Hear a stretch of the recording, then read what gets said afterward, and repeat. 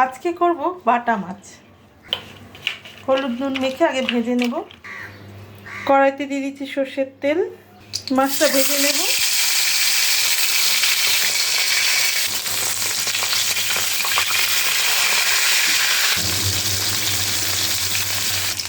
হয়ে গেছে মাছ ভাজা, এবার উঠিয়ে নেব।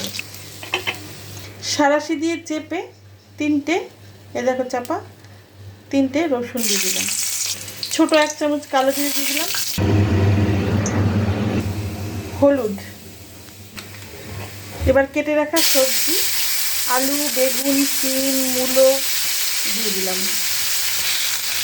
একটু নেড়ে দিই। আগে হলুদটা দিলে না কালারটা খুব ভালো হয়। দিয়ে দেবো একটা টমেটো 4 টুকরো করে। এবার দিয়ে দিচ্ছি পরিমাণ মতো নুন। যেহেতু একটু ঝোলটা বেশি রাখবো তাই একটু নুনটা আমি বেশি দিলাম। তোমরা ঝোল কম রাখলে কম নুন দিতে পারো। একটু নেড়ে দিই। এবার 3টে লঙ্কা মাঝখান থেকে ফাটিয়ে দিয়ে দিলাম।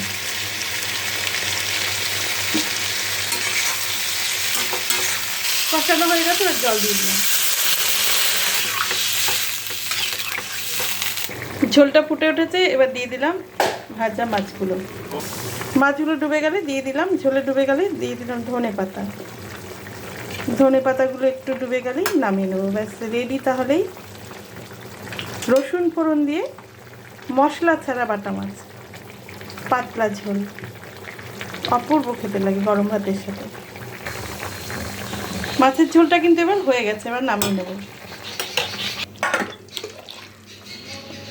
ব্যাস রেডি আলু বেগুন দিয়ে আর রসুন ফোড়ন দিয়ে মশলা ছাড়া বাটা মাছের ঝোল। Thanks for watching.